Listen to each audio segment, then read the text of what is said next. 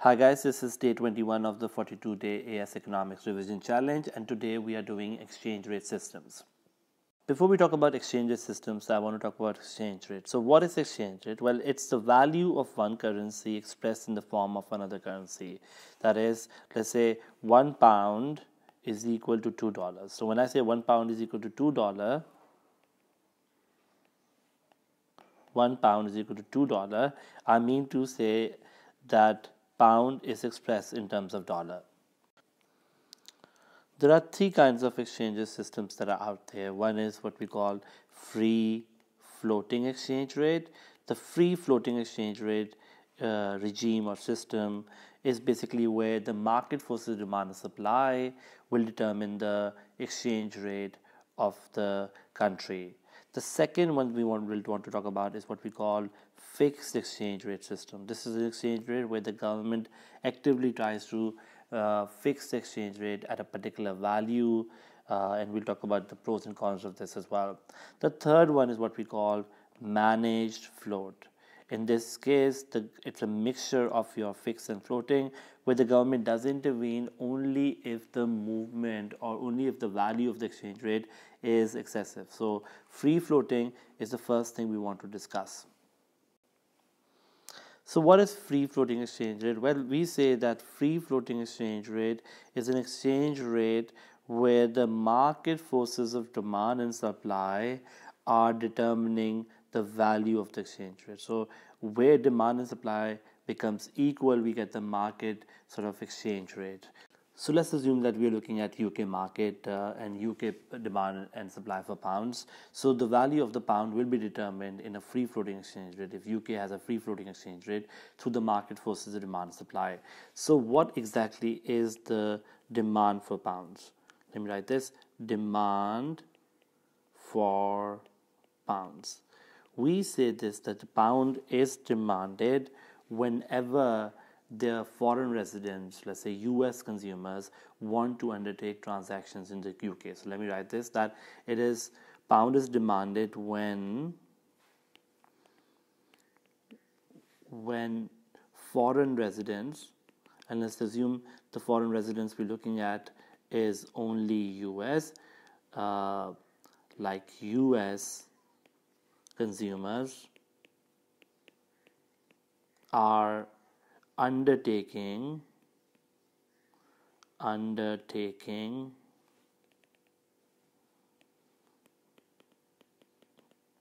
transactions in the UK. So whenever they're undertaking transactions in the UK, they will need what we call UK pounds to undertake those transactions. So demand for pounds in the foreign exchange market comes from when foreigners are wanting to undertake transactions, like for example buying exports, let's say for example traveling to the UK, let's say investing in the UK. All of those are reasons why pound will be demanded in the foreign exchange market. And we say that demand for pounds, let me write this, demand for pounds is downward sloping. Let me explain that why. But before I talk about that, I want to talk about what do we have on the x and the y axis of the diagram. So on my x-axis, I have what we call quantity of pounds which are traded in the foreign exchange market. So in the foreign exchange market, there is demand and supply of pound that is determining the value of exchange rate. Just like any other market, this is another market where people are demanding and supplying pounds. On my y-axis, I have what we call US value of pounds. I'm expressing pound in what we call dollar. So for example, if I draw my demand curve, I'm saying demand curve is downward sloping, let's say D0, then I'm saying this value could be £1 is equal to $4, while a lower value, let me call this E0,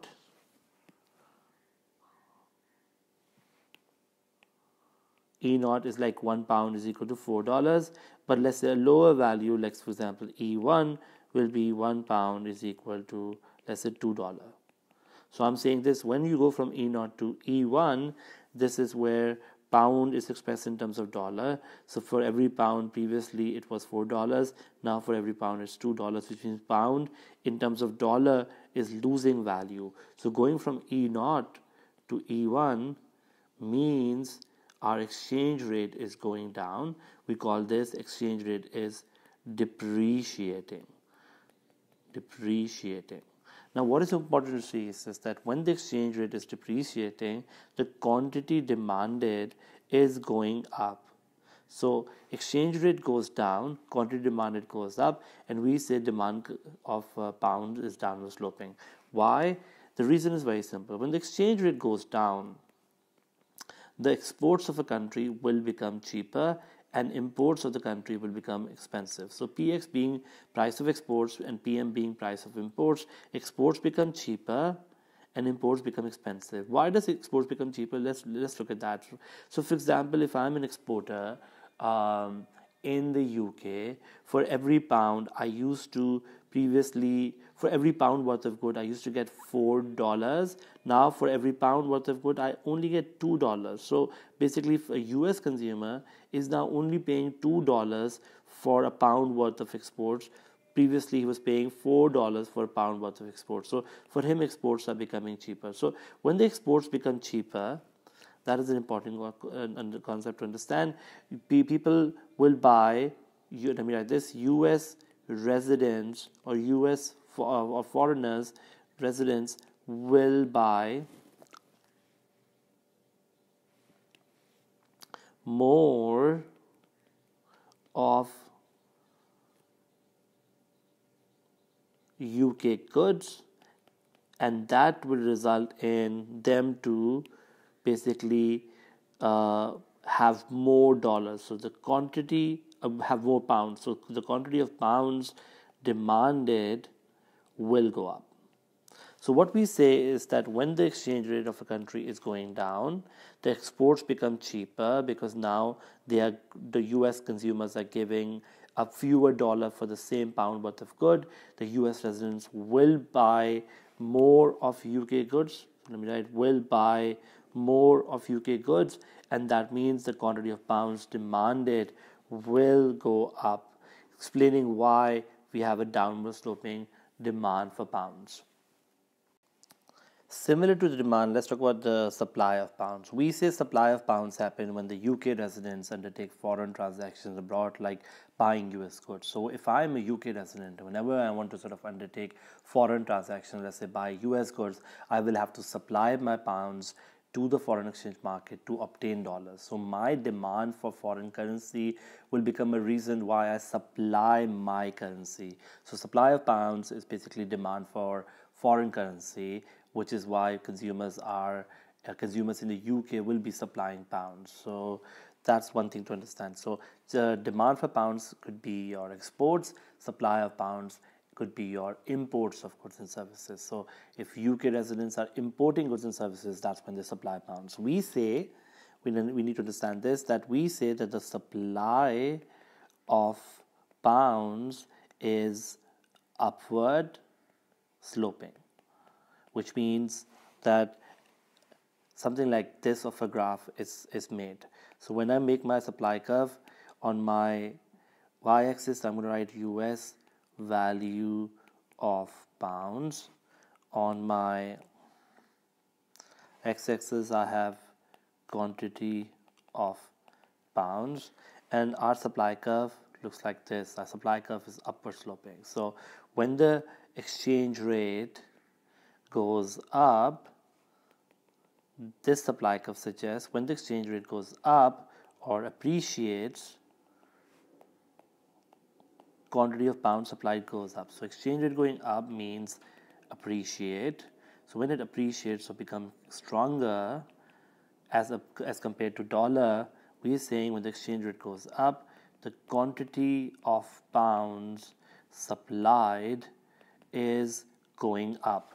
What do you mean by this? For example, if previously exchange rate was £1 is equal to $2, now the exchange rate becomes, for example, £1 is equal to, let's say, $4. So when exchange rate is going up from, let's say, £1 is equal to $2 to £1 is equal to $4, people are people in the UK are supplying more pounds. And the reason is very simple, because exchange rate goes up, we know this, imports become expensive, imports become cheaper.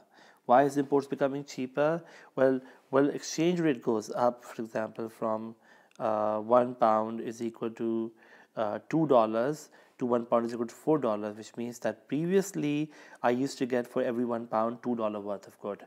Now for every £1 I get $4 worth of good, which means I'm getting, my pound can buy me more of US goods. So imports from the US are becoming cheaper, and UK sort of residents will buy more of US goods because they're becoming cheaper, and that in turn would mean the quantity of pounds sort of supplied will go up, because they may need to supply those pounds to obtain dollars to buy the now cheaper US goods. So demand for pounds is downward sloping, supply of pounds is upward sloping, and when we bring this together, we can get ourselves what we call the equilibrium in the foreign exchange market. So let me write this: equilibrium in the foreign exchange market. So we say that where the demand meets the supply, the market value of the exchange rate is determined. So on my y-axis is US value of pounds, or pound per dollar. Sometimes we write pounds per dollar. And on my x-axis I have quantity of pounds, and where the demand meets the supply, we get ourselves the market exchange rate. And of course, just like normal demand supply, any changes to the demand, where demand goes up, exchange rate will go up, demand goes down, exchange rate will go down, supply goes up, exchange rate will go down, supply goes down, so the exchange rate will go up. So any demand and supply changes will affect the equilibrium too. Our next discussion is basically what are the factors that affect this market exchange rate. In other words, what are the determinants of this kind of exchange rate? So when we look at determinants of free floating exchange rate, the first factor that we talk about is basically your higher demand for exports. If there's a higher demand for exports, we know this, our exchange rate should improve, because of the idea that if there is more demand for exports, there will be a higher demand for the currency, so demand curve will shift to the right. So when your exchange rate is E naught, let's say your quantity is Q naught, this is my quantity of pounds and US value of pounds. So what we're saying here is that if there is a higher demand for exports, so let's say export expenditure goes up, we will see the demand for pounds to rise, and that will result in the exchange rate to rise. So countries with strong exchange rate are on the basis of strong demand for their goods and services. So first factor which makes our exchange rate go up is the demand for exports. The second factor we want to talk about, which results in our exchange rate to change, is the number 2, the lower value of imports. So if there's a lower value of imports, so expenditure on imports go down, we say this, that a fall in expenditure of imports results in lower supply of pounds. Why? And the reason is simple, that when people are buying lower value of imports, or lower amount of imports, or lower expenditure on imports, the total they do not need to supply pounds as they were supplying before, because you supply pounds to buy imports, and if you buy less imports, we supply less pounds, so there will be a lower supply of pounds, which can cause my exchange rate to go up. In terms of the diagram, this is how it will look like. So if this is my demand and supply of pounds, a lower supply of pounds means supply curve will shift to the left, so supply curve will shift backward, and that fall of supply means our exchange rate will go up. So this is the second factor, which is the lower value of imports. The third factor that we want to talk about is to do with, number 3 is to do with inflation. Let's say a country has a higher level of inflation relative to other countries. So higher level of inflation relative to other countries. If there's a higher level of inflation relative to other countries, then we can say the price level in the country goes up. The exports of that country, which means the export prices of that country, or price of exports PX, will go up because now it's costlier to make them. At the same time, imports of that country will fall in price. This is because the domestic goods are now going to be relatively expensive. So price of imports will fall relative to domestic goods, which means imports are becoming cheaper, exports are becoming expensive, our X will fall, export expenditure or revenue will fall, import expenditure will rise. When the export expenditure falls, as we learned earlier, that if the export expenditure is going down, then the demand for pounds will fall. And when the import expenditure is going up, then we can say this, that the supply of pounds will go up, because now you need to supply more pounds to obtain those dollars to buy the foreign goods. So what we say basically is this, that higher inflation can lead to exports to become expensive, imports to become cheaper, and therefore our demand for pounds will go down, supply of pound goes up. And if I show that in terms of a diagram, demand to go down, supply to go up, let's say demand and supply is right now here, and the value of the exchange rate is, for example, E0. Now, if the demand is going down because now we are buying less, people are buying less of our exports, and supply goes up because now we are buying more imports, ultimate effect of this could be that the exchange rate of the economy goes down. So demand for pounds goes down, supply for pound goes up, and the exchange rate falls in the economy. So inflation can lead to lower exchange rate. The fourth factor we want to talk about after inflation is to do with, number 4, is to do with interest rates. So what if interest rates in UK are higher relative to other countries? So let me write this. UK interest rates are higher relative to other countries. If UK interest rates are higher relative to other countries, we can say this, that interest rate is, let's call it interest rate to be R. Interest rate goes up.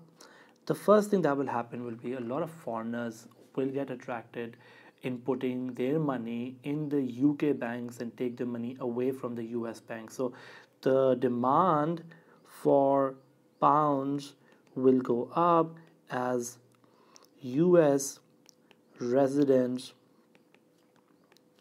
will put more of their money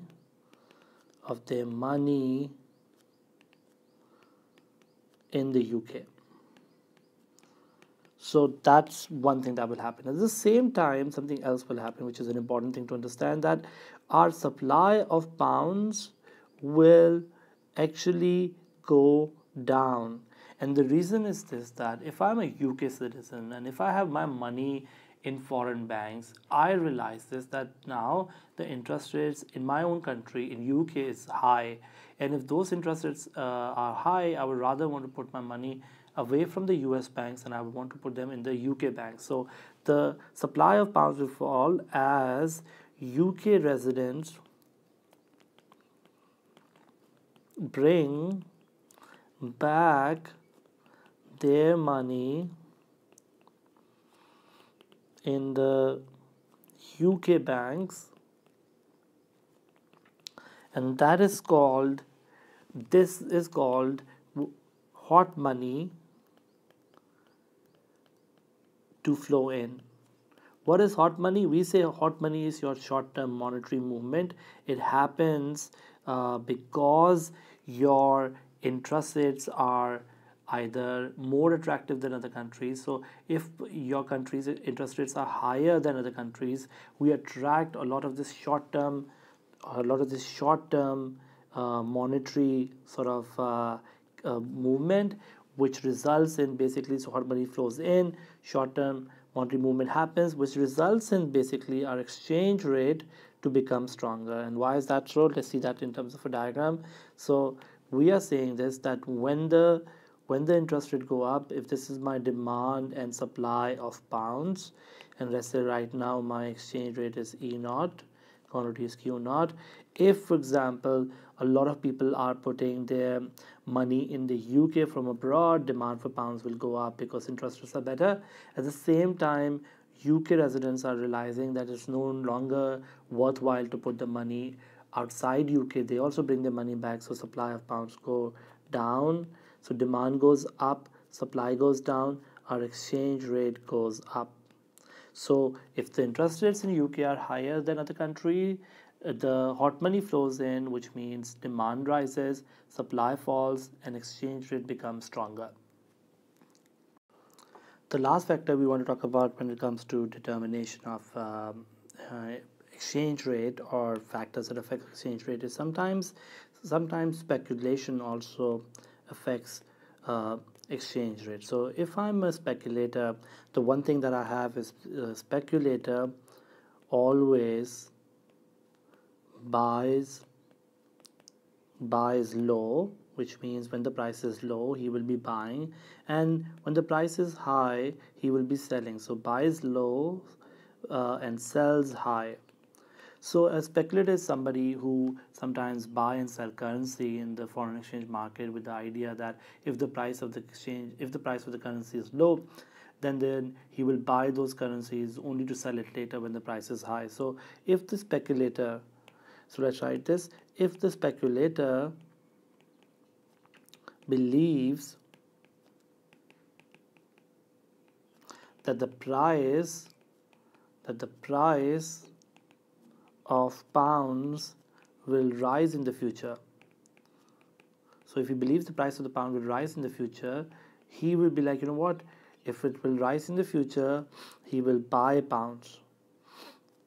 And basically the demand for pounds will go up, and that in turn can make the exchange rate to also go up. So the idea goes that speculators, when they believe that the currency will gain value, they may start demanding more of that currency, and that in turn can cause the exchange rate to also go up because the demand of the currency may go up. Our next discussion will be about fixed exchange rate regime. A fixed exchange rate system is a currency system in which the government tries to keep the value of the currency fixed against the value of another currency. So let's say UK government decides to fix the value of the currency against the dollar. So pound, let's say, is kept fixed against the dollar. And then once they decide that, they try to maintain the fixed value of the currency by usually buying and selling of currency.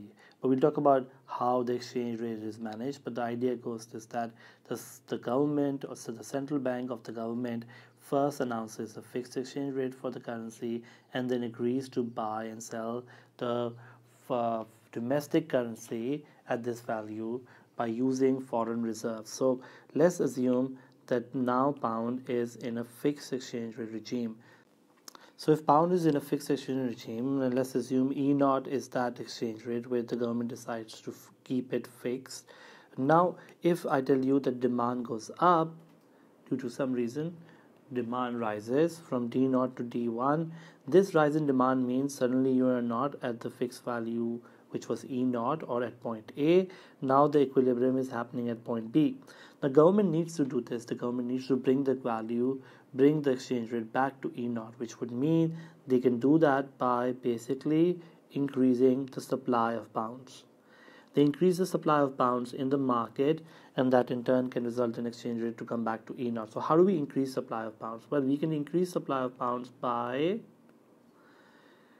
buying foreign currency. So let's say the government decides to buy US dollars. So by buying foreign currency in the market, they can do this, that they can increase the supply of pounds, because when you buy foreign currency, you supply pound in return. So supply of pounds goes up, but that also means the foreign reserves will increase in the country. So foreign reserves go up.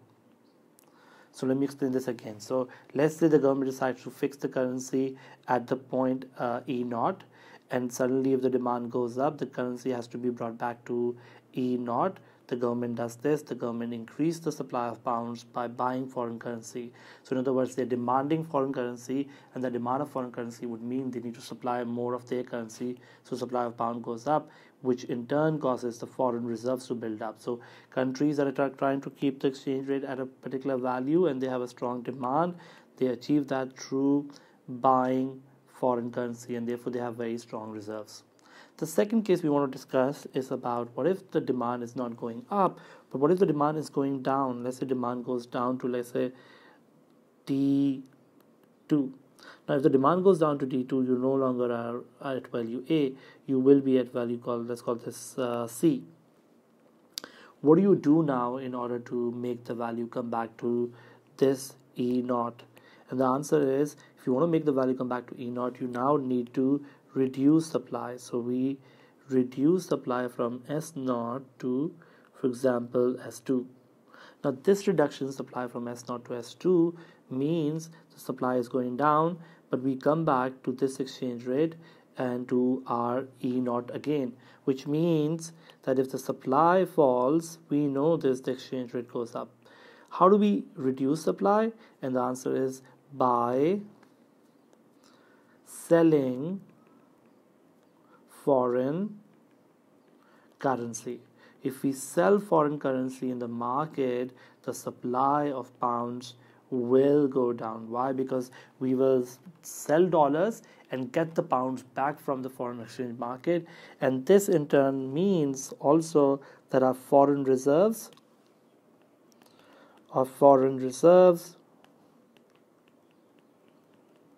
will fall.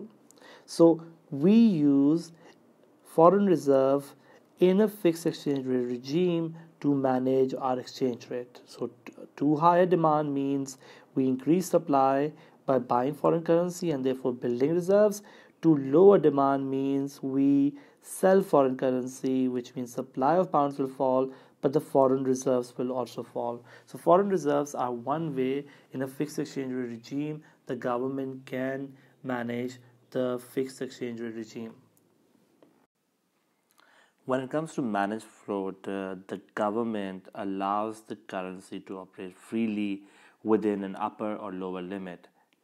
It will only intervene if the fluctuation in the exchange rate is excessive and results in exchange rate to move beyond the upper or lower limit. So what we mean by this is that government does not operate on a day-to-day basis. They will define an upper limit and they will define a lower limit, and it will only intervene if the movement of the exchange rate is excessive, which means too much, and then only if the exchange rate has gone beyond the limits, the upper and the lower limits. So I want to show this in terms of a diagram. So how do we show the upper and the lower limit, and how does government intervene in this market? So let's make our exchange rate first of all.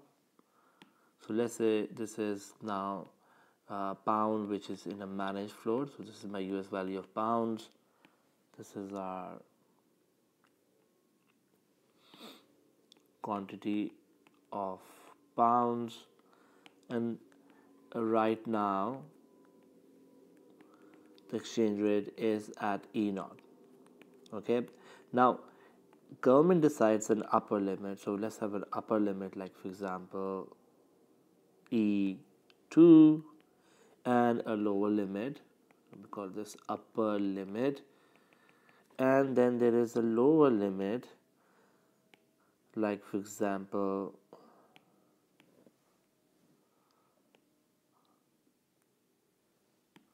E1. Let's call it lower limit. So what we are saying here is that as long as the exchange rate remains between E2 and E1, there is no government intervention. But let's say the exchange rate goes above E2, and let's say the exchange rate goes to, for example, this one. Let's say demand goes up so high that it goes to, let's say, for example, D1. Now you are no longer in the band. In fact, your value is at point B. Now, in a fixed exchange rate, you would have brought the value back to E0. But here, what you only need to do is, as government, you've promised that you will bring it within a particular limit. So you will only sort of increase supply and bring it back to the band. And so what we're trying to say here is just that we are trying to reduce the variation or reduce the fluctuation or uncertainty by making sure that we bring it back to the particular exchange rate. So how do we bring it back to the particular exchange rate? Well, in this case, we increase supply, which means we must be buying foreign currency. So when we buy foreign currency, we are bringing the currency back to our lowering the value of the exchange rate. From B will come back to C. And the advantage of this is that because we're not going back to the particular value of E0, the supply doesn't need to increase by a lot more, which means we don't need to buy a lot of foreign currency. We need to buy a little amount of foreign currency so that we come back to the band. Vice versa, what happens is this, that when the supply is, for example, falling, when the demand is falling, let's say demand falls to, let's say here, now we are no longer in the band again, and what the government needs to do in this case also is to basically reduce the supply good enough for the exchange rate to come back to the band again. So what we're trying to do again is that let's look at this point E, and we go back to F. So just to quickly sort of show you what is happening here is that the government in this case does not allow any excessive sort of fluctuation to happen. But if there is ever excessive fluctuation where the exchange rate goes beyond or below the limit, then the government will intervene by either increasing supply or decreasing supply. When you decrease supply, we've talked this earlier as well, when we decrease supply, we sell foreign currency. So the government will be selling foreign currency, for example, in the case when they are bringing the supply from S0 to S2. So by buying and selling foreign currency, the government is basically right now managing the exchange rate within the limit. What is the two big advantages of our managed float? Well, number one, it actually has the advantage that because there is an upper and lower limit, so there is more sort of certainty when it comes to the exchange rate risk, because there is no sort of worry for producers that the exchange rate will go beyond E2 or below E1. So they know that there is government intervention whenever the exchange rate will be excessively high or excessively low. Second important thing that managed floats have as an advantage is that just like free floating exchange rate, the requirement to have strong reserves is no longer here. So because we're not bringing it back to the particular value E naught, we're just bringing it back to the band, which can be very narrow or which can be very broad. But just because we're bringing it back to the band, the requirement, let me write this, requirement to hold reserves may not be high. So this becomes another advantage for the managed float bill, because managed float seems to be the best of both worlds. It has the certainty of the fixed exchange rate. At the same time, it has the advantage of not keeping too high reserves for managing the exchange rate. This brings us to the last part of the discussion, which is how does government intervene in the foreign exchange market. So we've been discussing it. The government is intervening by basically using reserves to buy and sell currency. Like how when the supply has to go up, the government is basically buying foreign reserves, and basically that's building up foreign reserves. When the supply needs to go down, the government is selling foreign reserves. And when they buy foreign reserves, of course, we know this, they are bringing the supply up, which means the exchange rate will fall. And similarly, when they are reducing supply, we know this, the exchange rate will go up. So by buying and selling of foreign reserves, we are trying to, first of all, manage our currency. The second factor that we say the government used to sort of manage the exchange rate is by changing the interest rates. And we've been discussing this earlier as well, that if the interest rate goes up, we notice that the hot money flows in. And this rise or this inflow of hot money results in our demand for pounds to rise and supply of pounds to fall, and that results in exchange rate to go up. So if you want to bring the exchange rate up, we can use interest rates. So by increasing interest rates, we can increase exchange rate, and vice versa. If we want to sort of bring the interest rate down, we can reduce interest rates, causing the hot money to flow out,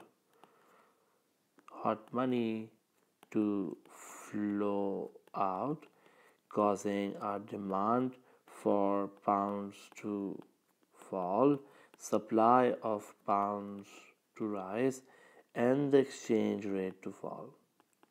So when the interest rate goes up,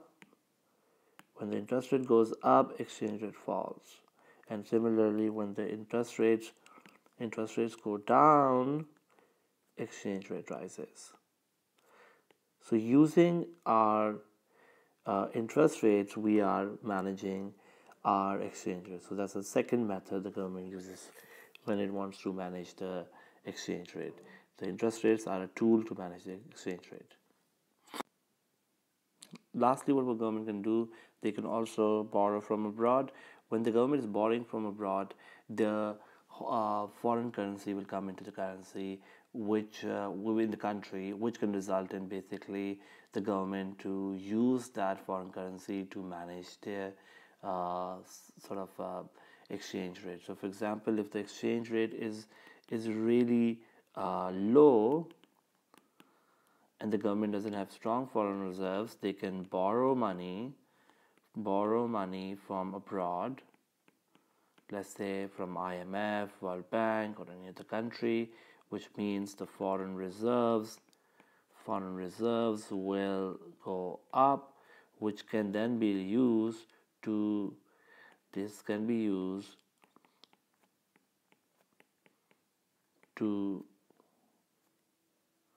buy sort of pounds in the market and bring the exchange rate up. So using borrowing from abroad is another way sometimes government do, which have weak foreign reserves, to manage the exchange rate.